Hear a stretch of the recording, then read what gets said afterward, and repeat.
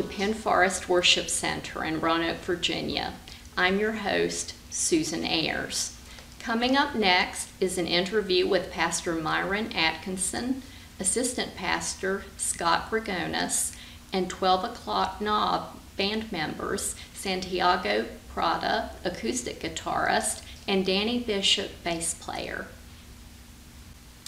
Pastor Myron and Pastor Scotty, what has been each of your individual roles in the role of Penn Forest Worship Center as far as providing the opportunity for the 12 O'Clock Knob Band, as well as for other local bands with band members being primarily in their teens, having the opportunity to perform here? Our primary responsibility has been basically providing the space to be able to host the concerts and such, and then also providing some supervision in the midst of it. They're not events that are sponsored by the church, but we do help to provide some supervision in the midst of them so that it's a safe environment for families. Over the last, or about a year ago, we hired Pastor Scotty on staff, and I've delegated a lot of the responsibilities over to him, and he has worked really well with Santiago and trying to see things move forward. My role here has just been to hang out with people as they play the shows, make sure that nobody runs off with all the equipment or anything like that, just to make friends and keep the environment clean and safe. That's pretty much all I do. Well, that's great. It's a great opportunity that both of you and the church have provided for the young people to be able to play here and pursue their interest. Santiago, before the 12 O'Clock Knob Band originated, hadn't you been a singer-songwriter prior to that time? Yeah, I've been involved with music since I was 13. I picked up a guitar and kind of taught myself how to play and stuff, and I wrote a lot, and so it just kind of makes sense for me to start singing and songwriting. But before 12 O'Clock Knob, me and Danny had been in several bands in the past, and in 2008, that's when we formed 12 O'Clock Knob, and from then on, we've just been busy with that. Was there someone who inspired you along the way? Like my influences would be they're really varied, you know. My dad really got me into Cat Stevens growing up, and so Cat Stevens as a songwriter for me, he's my biggest influence. But you know, I'm just a big music fan, so everything from jazz, blues, you know, rock, hard rock, it all mixes in, and you know, those are my biggest influences. And then you started the 12 O'Clock Knob Band back in 2008, and that is so cool. Tell us about that. Thank you. Well, I just started out when, you know, back in 2008, I was doing kind of my own solo stuff. Me and Danny had been in a band together in the past, and so after that, I called Danny up because he told me that, you know, he'd be interested in, you know, working with me. So we went into the studio and we started, you know, working the song, and it turned out great. So me and Danny decided to, you know, keep going, start a band, and write more songs, and that's where we've been. And your band has done some dollar shows here at the church. For those not familiar with what a dollar show is, what is the concept of that? Definitely. How does that work? Yeah, the whole idea of the dollar show started when we were first starting out. We were trying to think of ways on how to get our name out there, and you know, how to, you know, get people to, you know, come to our shows and stuff. So we figured that the less we charge, you know, the more people will come. That was kind of the idea at the time. So back in November, we decided to get a group of bands. We got around, I want to say maybe like four other bands from Roanoke, and we put on the dollar show. And so we had a great turnout. We had around 300, almost 400 people in here. It was just amazing to see the amount of people that came out. We really didn't know what we were expecting when we first put it on. So it was just great to see that there was such a great response. And after that one, we've done one more, and that was to go to Haiti as a benefit. And so we were able to give the money to a Haitian that, you know, goes to a church here, and he was able to give it to his family. So, you know, it's just been great. That's very admirable. And so with your first dollar show, all the proceeds went to the church. Yeah. And the second dollar show went toward the disaster in Haiti. Mm-hmm, that's right. That way, it's not split up like $20 to one band, the other. It's all one large sum goes to one benefactor. And you also use some of the equipment of the churches, is that correct? Yeah, definitely. They're really nice, and they let us use the PA system and the soundboards. And Scotty usually runs sounds for us. He helps us out with that and stuff. So microphones and everything, we usually use it from over here. So that's kind of a win-win for both Definitely, parties. definitely. And all the money that we give the church, it actually comes back because they help us get the equipment. We get new equipment. They have an arcade over there, and it's really great because they've been it all kind of goes back. It's like full circle kind of thing. So. Well, I know one of the reasons they let us do it is that bring more people to the church and see that you can have fun at church. Part of the concept there is we want to keep our doors open to all kinds of different people. I mean, we have students come and play in the gymnasium. We have things going on for elderly people. We have things going on for a variety of different sort of people. We want to have a scene here where musicians can come and feel welcome and feel like they belong in a church for whatever reason, but just to keep them familiar with the atmosphere. And like Santiago was saying with the money, we take all the money that we charge for the shows that we use for them to rent out and use the equipment and everything like that, and we just put it right back into making the venue a cooler place, like you said, building an arcade, getting lighting and all kinds of other really cool things. So yeah, it's like a snowball effect, making it a cooler place to be. And this is a unique thing for the Roanoke Valley, is it not? Definitely. There's not a lot of venues that that are willing to promote original music. You can go to a bar every given day and see bands, but most of them are gonna be playing covers because that's what bar owners a lot of them require bands to play covers. So there's really not a place where you can go to hear original music coming out of the Roanoke Valley, and so this is why we're really happy with the Penn Forest Worship Center because they let us this a place where people can come. Usually we try to have shows twice a month. And they can come here and hear all kinds of different music. So That's great. Mm-hmm. Just last year in 2009, your band was voted third best local act by the Roanoke Times Music Poll. That's pretty impressive considering how young your band is. Yeah, well, thank you. It really, it'd be naive for us to say that we consider ourselves to be the third best local act. It really all came down to promotion. We work really hard in promoting ourselves, getting our name out to different people and stuff. So it was really just us promoting ourselves as much as we could, and I think that was really the result of the poll. So we were really happy that we were able to get that from the Roanoke Times. So. And do you use social media to promote yourselves as well? We definitely do. We have Twitter, Facebook, MySpace, all kinds of social media stuff that and that's pretty much how we've gotten as far as we have. That's how we made our contacts, and we really owe it all to that. And you post your schedule on Facebook. On Facebook and MySpace, you can always go to our MySpace or Facebook, and we have all the events that throughout the months that we'll be playing. So they're all listed over there. You had a recent trip to Nashville during spring break for the purpose of recording for a week. Let's talk about that. That's pretty exciting. Yeah, me and Danny and the rest of the guys were really excited about that. It was like beginning of January. We went to Nashville, and we set out to record.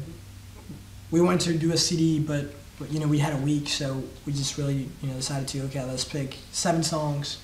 And get those right. We'll practice them over and over again until they're perfect, so we don't waste any time over there. And that's what we did. We left Roanoke on when was it? I think it was like Sunday. It was like a Sunday night, and we got to Nashville Monday, and we just recorded all the way to Friday. 8 hours a day or something like that. Yeah, we were in the studio 8 hours a day, every day for a week, and we were able to get like 7 or 8 tracks. So. That's great. Yeah. And what happens with the tracks? Right now we're in the process of mixing them and mastering them and stuff, and we're hoping to have a full CD out by the end of the summer. Hopefully, that's our intention. Maybe an EP if we can get, maybe both. It just depends on what we have. So far, that sounds great. Yeah, they're sounding, they're getting there. It's just, you know, mixing, mastering, you know, it's all about that. So. Well, it's really exciting, so much that you've accomplished in such a short period of time. Thank you. Really is amazing. Thank you. And you're going to be performing a song for us today? Yeah. The song's called Teller, and it was actually one of the first songs that we worked on as 12 o'clock knob. So we're pretty excited about performing it. Well, we're excited about hearing you. Thank you. Okay. 1, 2, 3, go.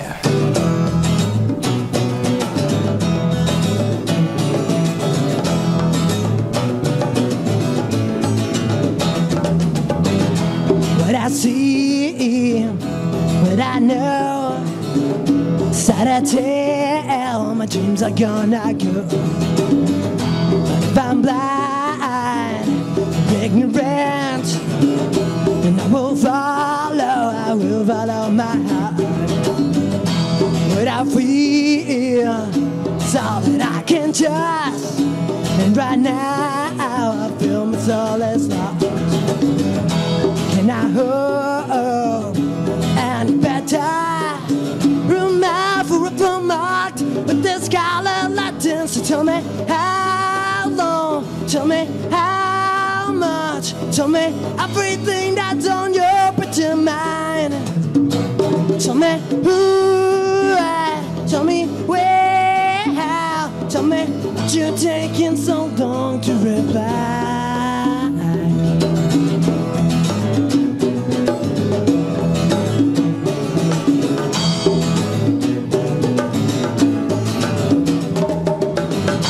As I grow and see the friend I have come to be. As I wait, realize past is gone and future is the sky. Said I sin, said I crime. If I dream, I do fight for what is mine.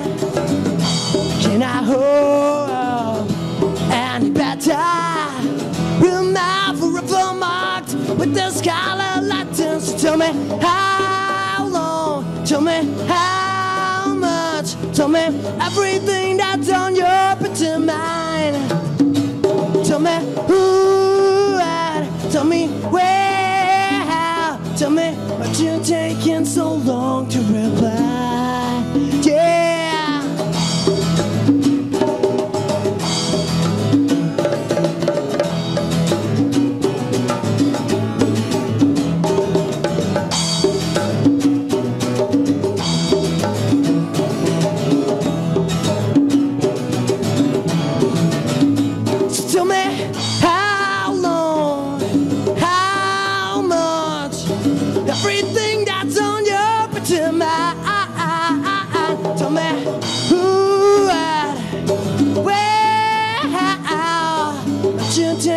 So long to reply.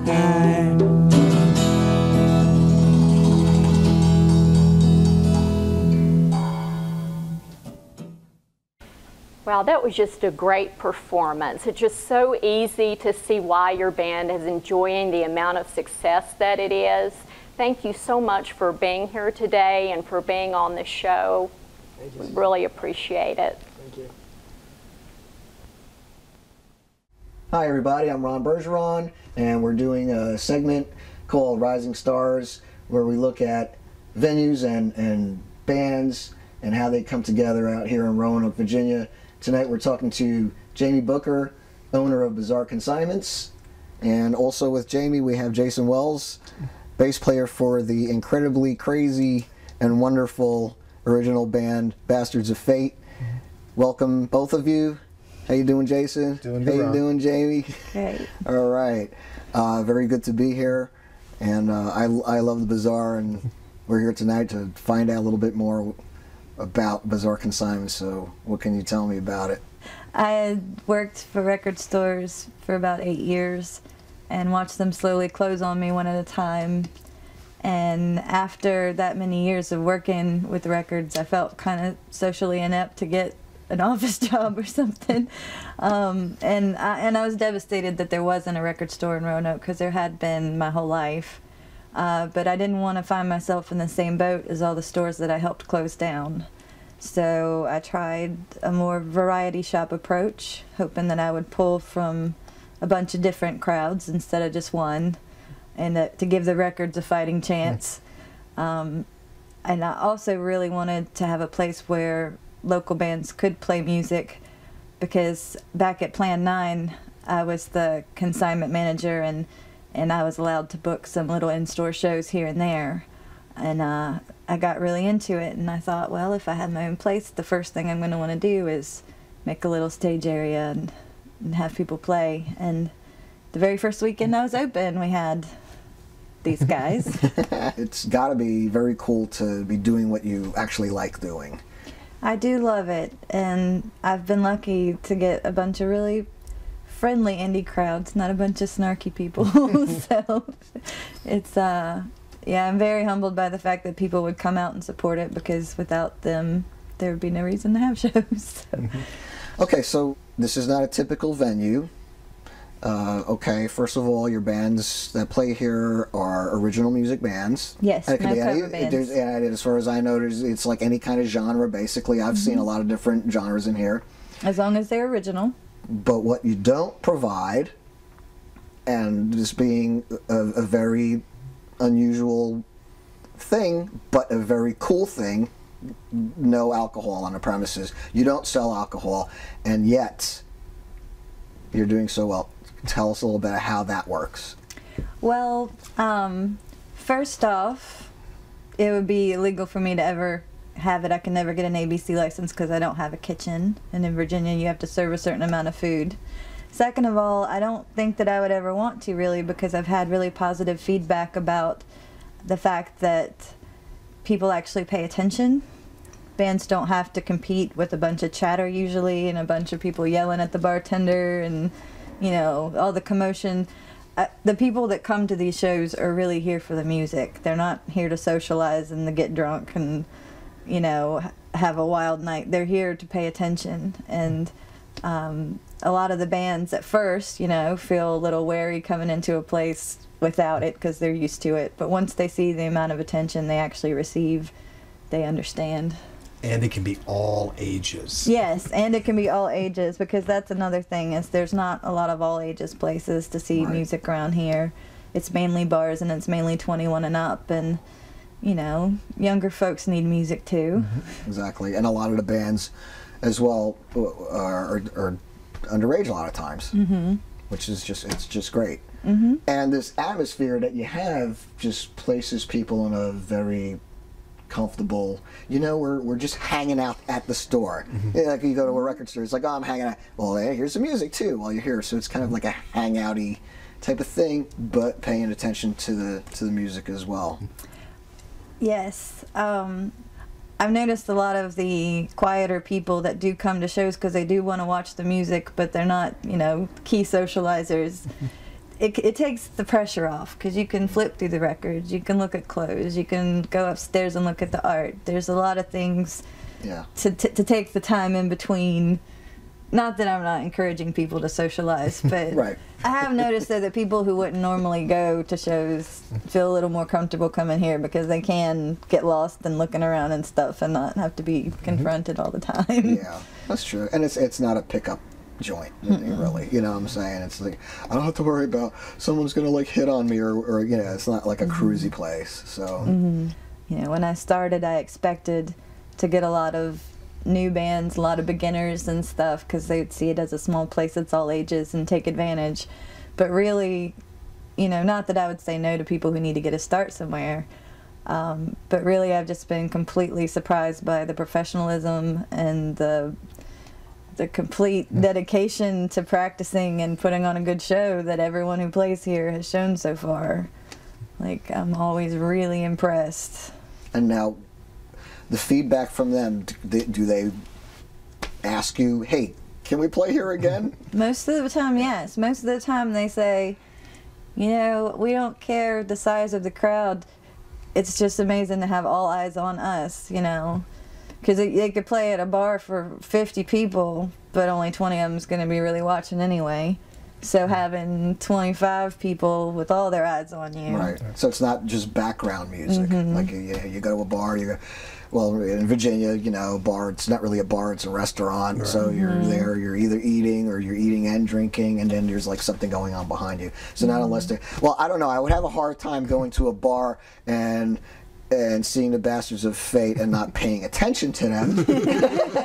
But not all bands are like that. Yeah, we have a lot of quieter acts that don't fare as well in that environment. Yeah. So they could overpower the drunk people. Absolutely. How did you guys come about becoming Bastards of Fate? Doug Cheatwood had been recording music for years and released quite a few records. He's originally from here. And he was being talked to by a record label, and they basically had this small tour put together for him with Joe Jack Talcum from the Dead Milkmen. And so he really wanted a band. So he had about a month to put together a band to take on the road for like this week and a half, 2 week kind of tour.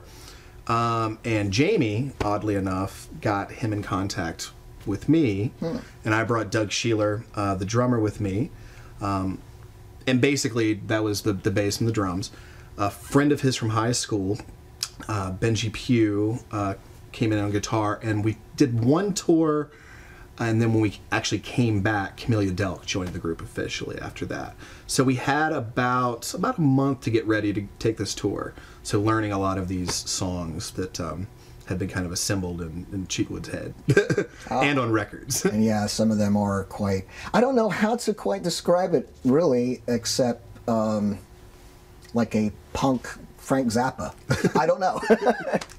We call it, you know, avant-garde party music is what it's kind of rock. You know, there's a lot going on, I guess, in each one of the songs. One person actually called it music deconstruction, which I thought was a bit too weighty for it. But, you know, it's pop music, you know, just maybe a little bit different. All right. We'll have the Bastards of Fate coming up right now and performing a song for you at the Bazaar in Roanoke, Virginia.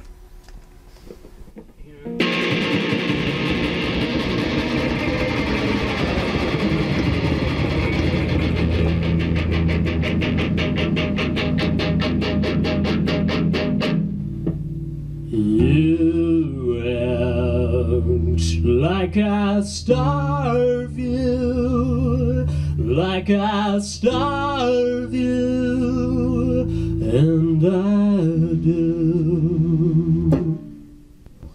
You act like I starve you, like I starve you, and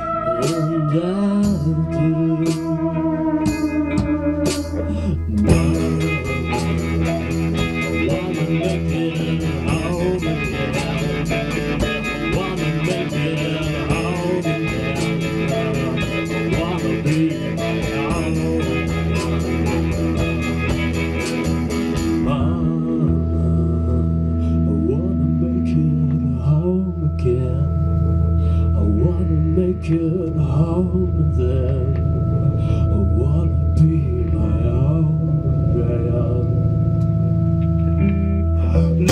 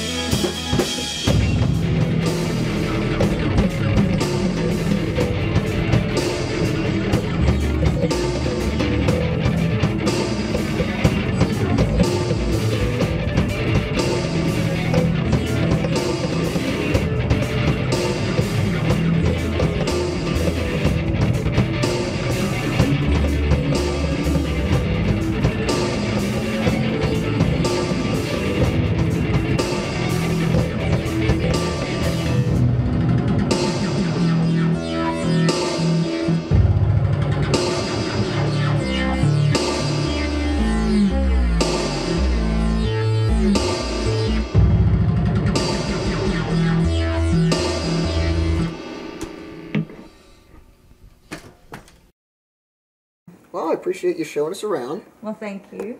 And thanks for coming. I hope everybody enjoyed looking around your store, and actually they will enjoy it even better if they come down and check it out personally, either for a band or come down and take a look at all the cool stuff that you have here on Consignments. So thanks again, Jamie Booker. I appreciate you showing me around. Thank you, Ron.